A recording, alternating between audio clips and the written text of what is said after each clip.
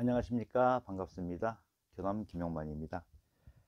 자, 우리가 임서를 하는 가장 큰 이유는 속되지 않은 글씨를 쓰기 위함이다. 자, 동의하십니까?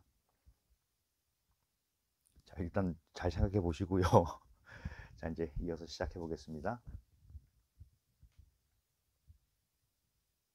제가 숙제만 던져 놓은 것 같네요. 한번 좀 생각해 보시는 것도 나쁘지 않을 겁니다.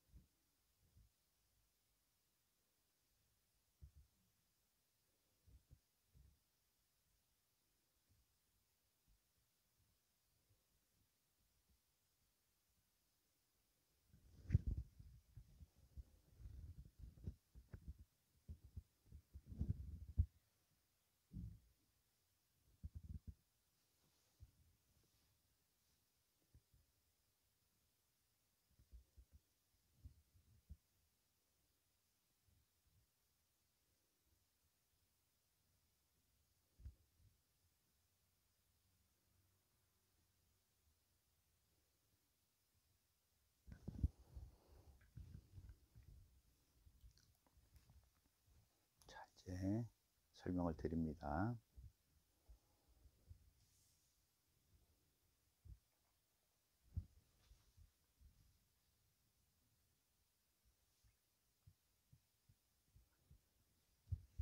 있을 제자도 한번 볼까요?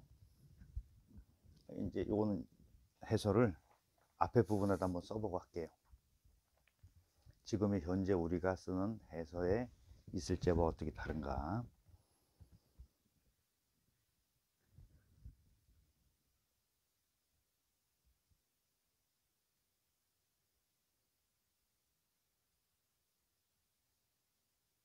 해서가 이렇게 돼 있죠.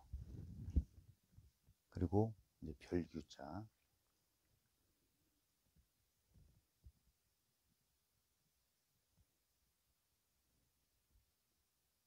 여기가 소가 두 개죠. 그리고 끌루자.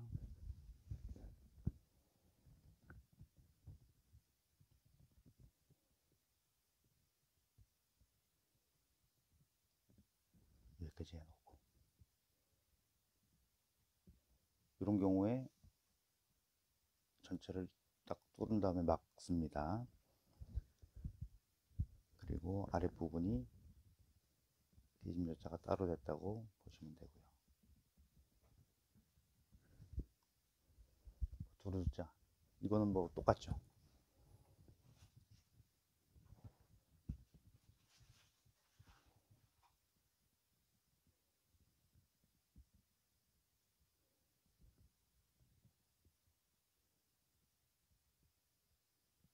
이런 형태로 이루어져 있죠. 그래서 항상 이렇게 지금의 우리가 쓰는 글자와 비교 한번 해보시고요.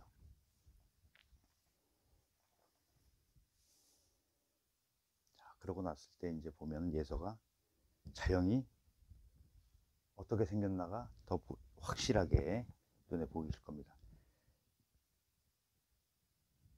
여기서 여기까지는 뭐 해서랑 동일하다고 보시면 돼요. 이 획이 빠졌죠. 물론 예서라고 없는 건 아니에요. 내려걷는 획도 있습니다. 획이 있는 게 있어요. 이렇게 하고, 자, 여기서 이제 여기까지 해서 이렇게 마무리를 쳤어요. 근데 이 자는 뭐 그렇게 특별히 어렵진 않은데, 두 번째 나온 별규자 같은 경우에 이제 해석의 문제가 나오겠죠. 자, 법조문을 가만히 들여다 봤을 때, 그 위에를 돼지의 머리처럼 점을 찍고 빗짐과 파인 부분을 했다라고 보일 수도 있고요. 그렇죠? 보통 우리가 쓸 때는 그냥 한 번에 이렇게 내려가셔도 돼요. 위에서부터. 그런 건 이제 해석의 차이라고 보시면 돼요. 자, 이제 보이는 대로 썼을 때는 이렇게 된 상태에서 이렇게 써졌다고 보일 수도 있어요. 여기서 바로 이어져 내려오니까. 그런데 이 파책 부분이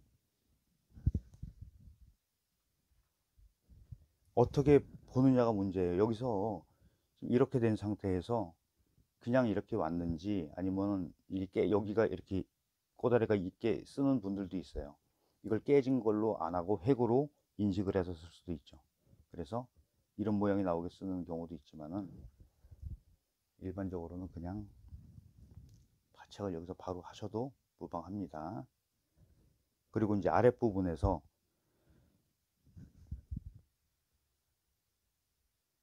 흑토가 두 개라는 거를 인식을 못하고 그냥 가로획 3개 근 다음에 내려가서 이렇게 하시는 경우도 있어요. 그렇게 하지 마시고, 자, 이렇게 항상 분리해서 따로 있다라고 인식을 하시는 게 좋을 것 같아요. 그리고 이제 아랫부분이 실질적으로 파책이 2개 나올 때는 이거는 뭐 제대로 완성되게 나왔지만 아랫부분 살짝 생략이 됐죠.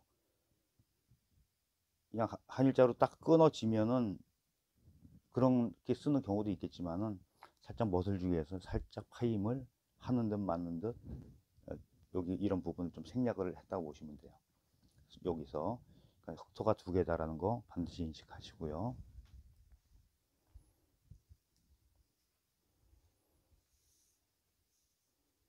이 루자 부분에서도 마찬가지예요. 위가 이렇게도 쓰는구나. 예서체에서는 위에 부분을 이렇게 썼구나. 이렇게 아시면 되고요. 문제는 요 안에 부분 깨져서 잘 안 보이는 부분이에요. 근데 책만 가지고 이제 사신비 이제 법초분만 가지고 보시지 마시고 그래서 붓으로 자전 찾기라는 동영상을 찍었죠. 그래서 자전을 열심히 많이 찾는 게 중요하다고 보고요. 일단은 요즘은 뭐 앱으로 된 그런 자전도 있지만은 가능하다면 자전 책으로 된 거를 마련하셔서 그러니까 일목요연락 한 번에 이렇게 비교하거나 이렇게 분석할 수 있는 그런 공부를 하시기를 또 권해드립니다.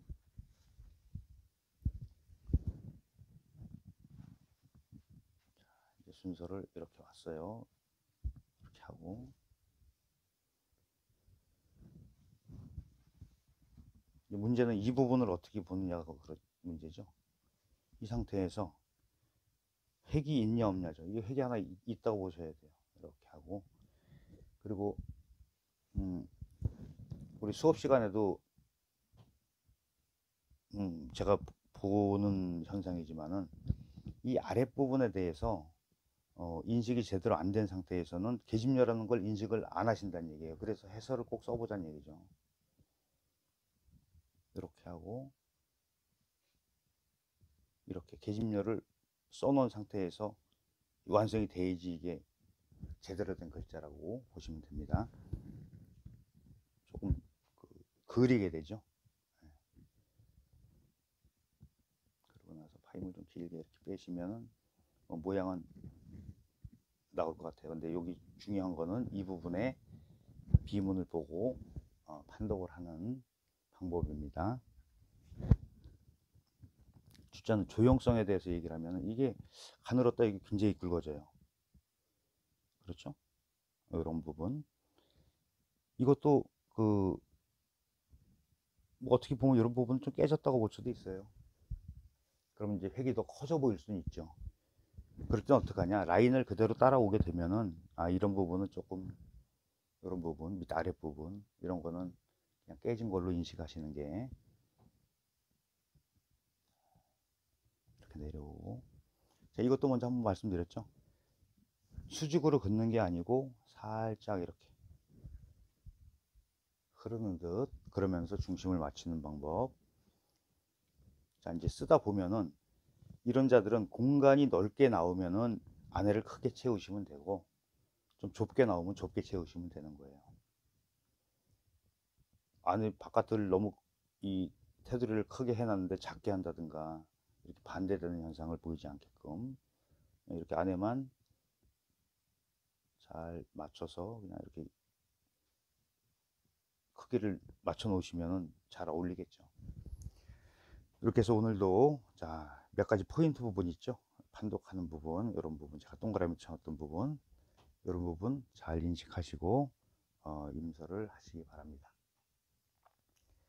자, 다시 한번 지난 영상에도 말씀드렸지만은 우리가 임서를 해놓은 글씨가